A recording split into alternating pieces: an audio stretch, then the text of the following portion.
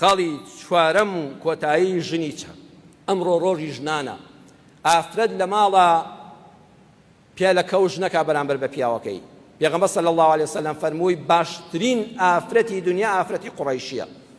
لەبەرەوە ناکە خەڵکی مەکەیە لەبەرەوە ناکە خزمی پێغەمبەر صلی الله عليه وسلم واتە بۆ هەموو خوشکان و دایکانی ئێمەیە گوێتان لێبێ خوشکانی بەڕێزم ئەگەر دەتەوێت پێغەمبەر شاهیدی چاکت بۆ بدا لە قیامەت شەفاعەتت بۆ بکات و سیفەتت تێدا بێ ئەحناه على ولد في صغره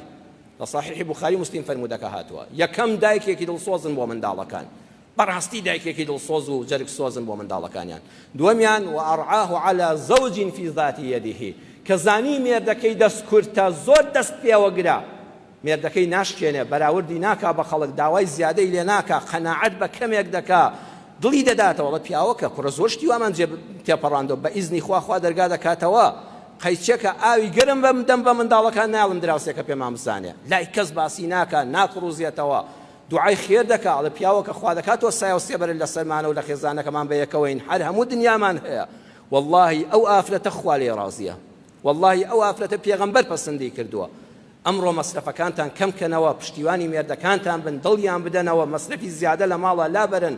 سەردان و سەفەر و میوانداریش کەمکەنەوانە لەبەر خاتی جیدوان بەتاڵی مێردەکانتان